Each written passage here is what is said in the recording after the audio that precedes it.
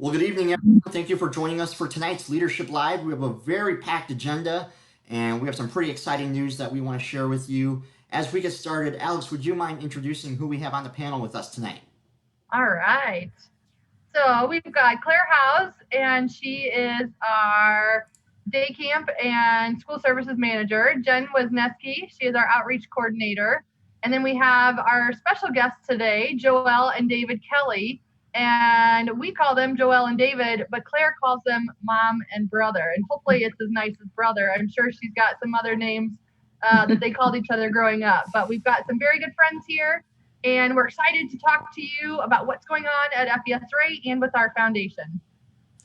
Awesome. Well, this is an interactive event, and so we do want to invite you to text us questions. If you have any, text them to 25133 FVSRA. I have them right here on my phone as they come in. We would love to answer those questions.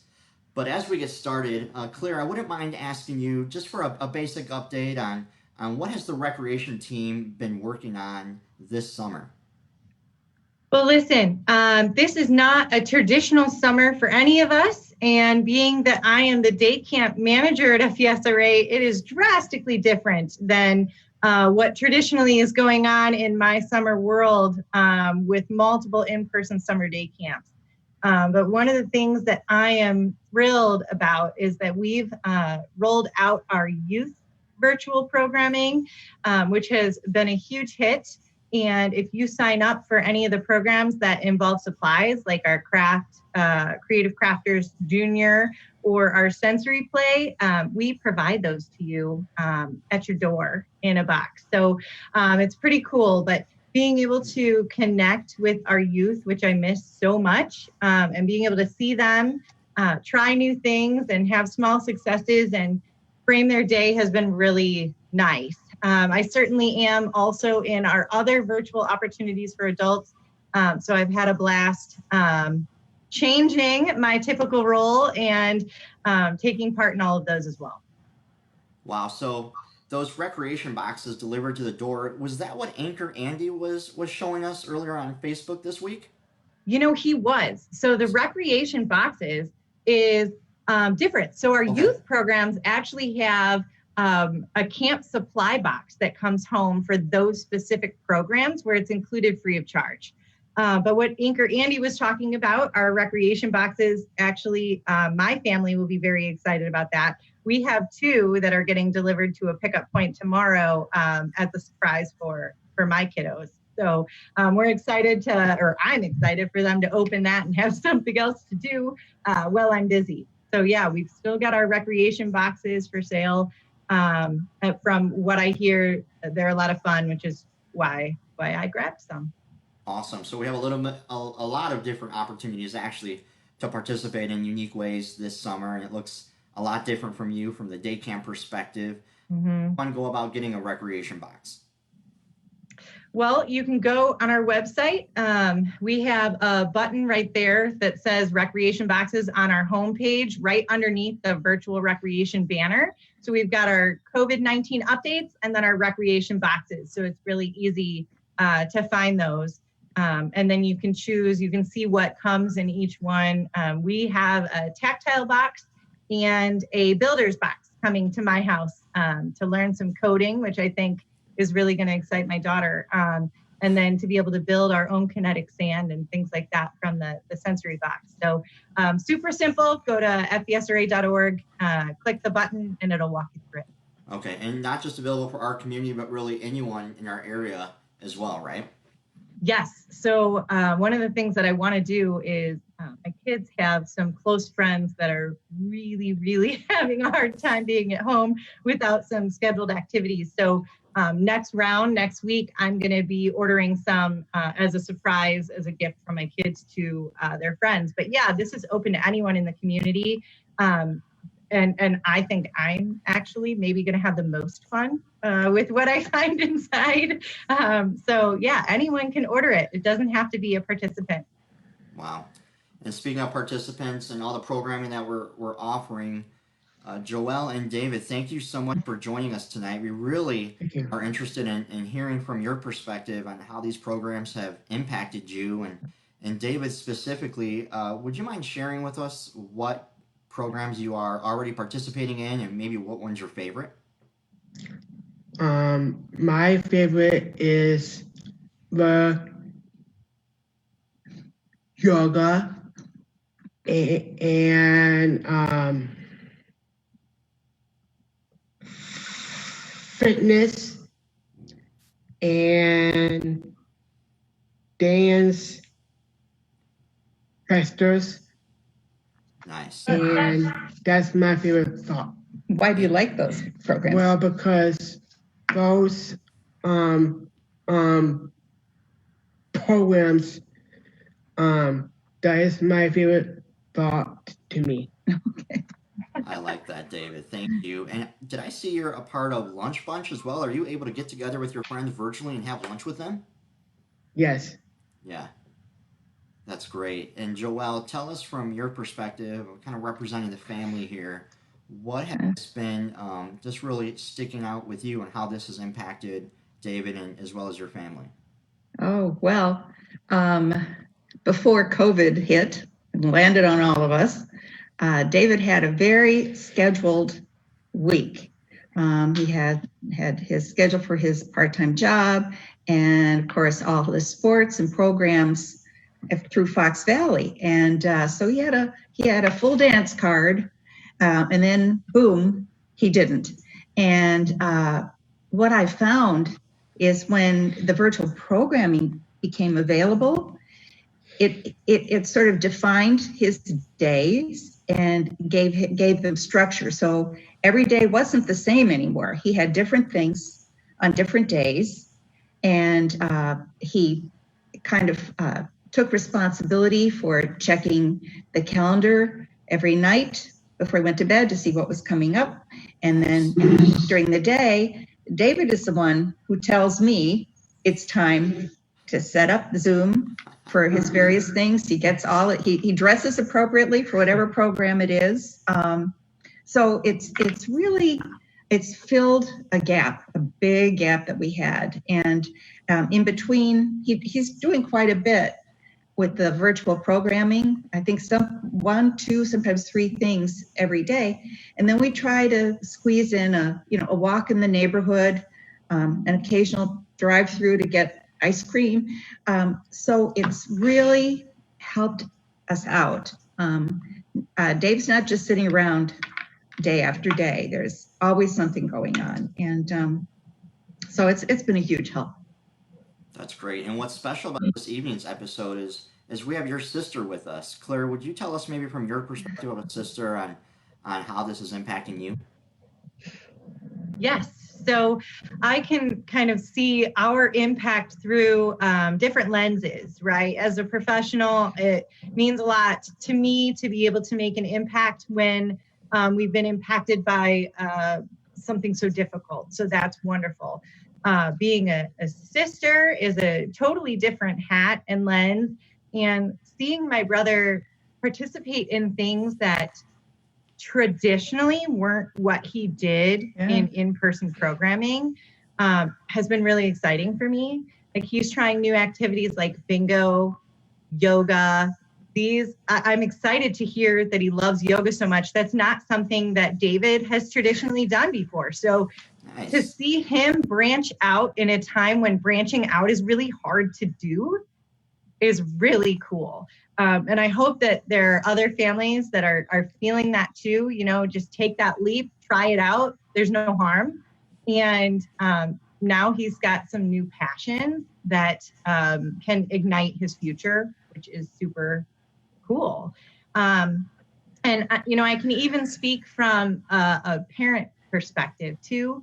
I have two younger kids that are participating in our youth programming, and I can tell you that they are busy, demanding children, and they're excited to get up and get dressed and brush their teeth and have breakfast, because at 11 o'clock they might have a program that day, or after lunch they're cleaning up the main room that they've been hanging out in because they've got a 3:30 program in the afternoon, and they talk about it all week long. So from multiple different perspectives, I've seen the positive outcome of what we're doing. But for me as a sister, it's really cool to see David and then take a little weight off my mom. Right. Having to be the program planner for him too is good. Yeah, Claire, we're hearing that with a lot of parents and caregivers, that this time is really creating a lot of excitement for our participants to get up and get their teeth brushed and get ready. And so these simple services that we provide really aren't that simple. They're life changing for our participants and our families. So thank you, David, Joelle, and Claire for sharing those things. I did just have a text message come in, but before I answer it, I did want to ask Alex, before we transition, are there any other questions you would like to ask the panel? Just thank you, Joelle and David, for sharing that Thank feedback. you. You're welcome. And Joelle, is there any piece of advice that you would give somebody from a parent's perspective on navigating the technology? We're about to share some exciting resources that we have, but from a technology standpoint, has it been fairly easy for you to navigate David's program? There was a learning curve for me because I'm not technical in any way. But once I attempted and was successful the first time, with a little guidance, then I was good to go because it's always kind of the same format. And I wanted to mention too, because I didn't think of this before, but when the new programming came out, you talk about David being exposed to new things. We go through that, and he decides what he may want to do, or I'll suggest something that he didn't know he wanted to do, but he has tried things, and it's like what Claire said, there's no risk, because if it doesn't pan out, no harm. But he's really enjoyed the things that he hasn't experienced before. So. And it's our goal to make these programs, for the most part, free of charge so that you can try those programs out. We do have some items like the recreation boxes where there may be a fee, but we've gotten some donations in to be able to offer these programs 100% free of charge. So we encourage anyone out there listening to try a new program or recommend it for somebody else as well. That's great. Thank you guys for those comments. Thank you. The text message that I just got was asking, please remind me again of the dates for the BBQ DriveThru. And I did want to thank you for who texted that, and I did want to provide an update that, we were hoping to capitalize on that 4th of July celebration weekend and hold the barbecue right around there. We actually previously announced perhaps a July 2nd and 3rd BBQ DriveThru date. We have decided to actually move that event more towards the later half of August, and so that's going to really open up a bigger opportunity for us to have more people and maybe create a larger, more picnic style, and really get our community together out this summer and enjoy some good food and raise some funds for these initiatives that we're talking about here tonight. In fact, another initiative of the Fox Valley Special Recreation Foundation is another area that we wanted to talk to tonight, and it's very exciting, and it's actually my privilege to tell you what the board has been working on, and that is this new initiative of a resource library. And we have Jennifer Wisniewski, one of our certified therapeutic recreation specialists, with us today. Jennifer, would you please provide me with some more information on what exactly is this library?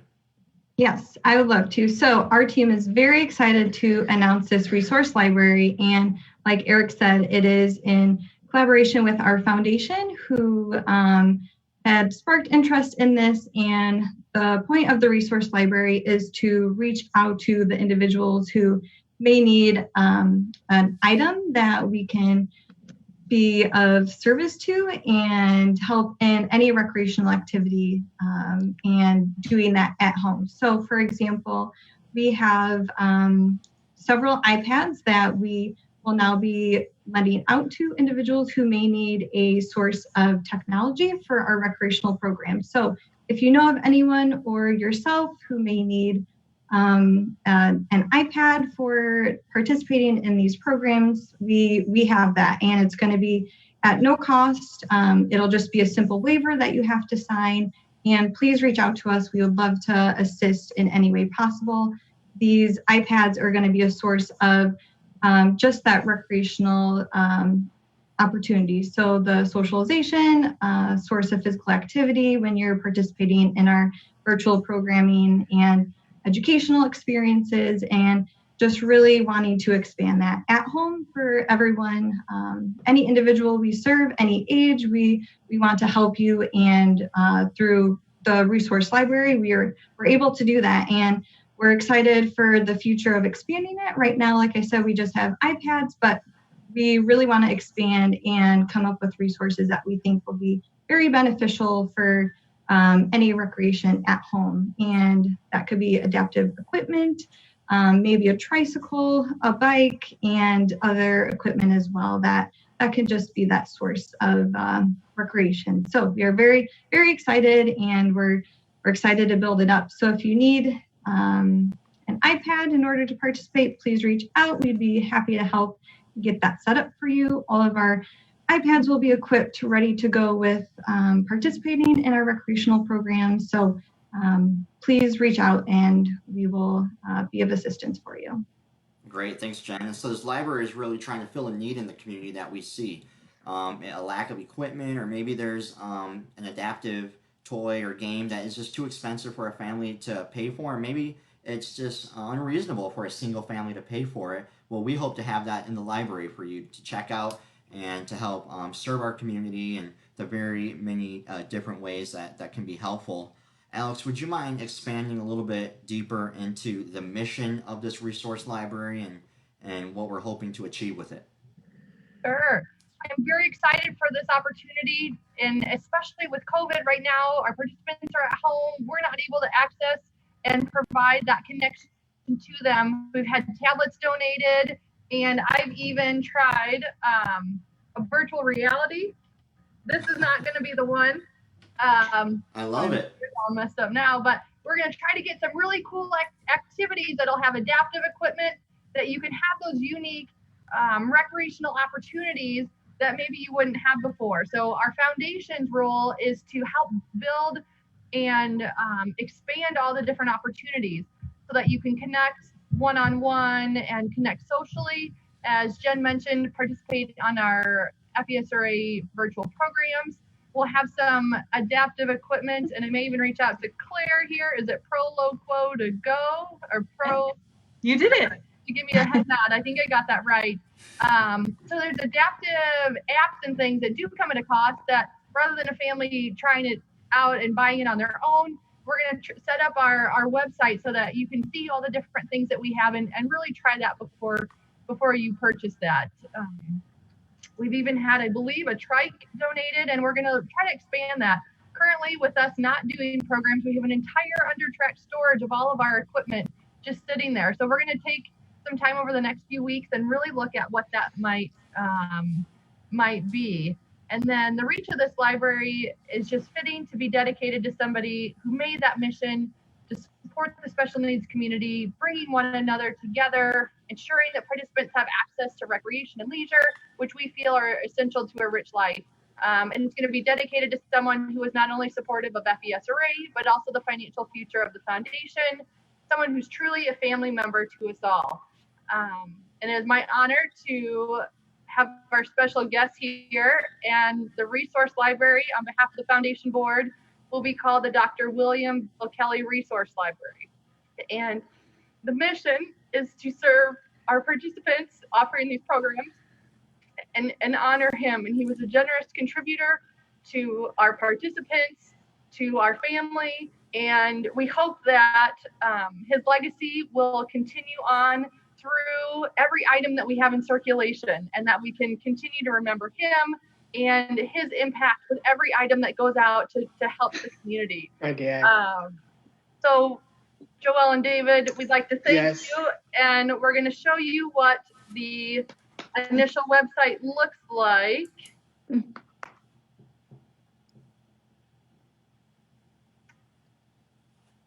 And so we've got this behind the scenes. Oh wow, it's him. It's Hey, Yeah. hey, Dad. yeah. Oh, that's wonderful.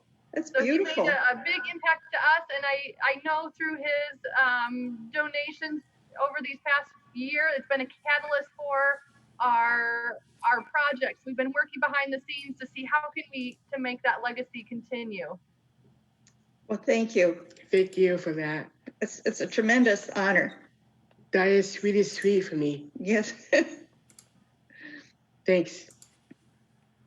You make me happy. Oh, thanks, Dave. Thank you, Dave. You and your family make us happy. Yes. That's awesome. Thanks, Eric. It's our hope to continue on in his amazing legacy that he's already left, and the legacy is going to get better as time moves on, and we're going to continue serving the community in this way.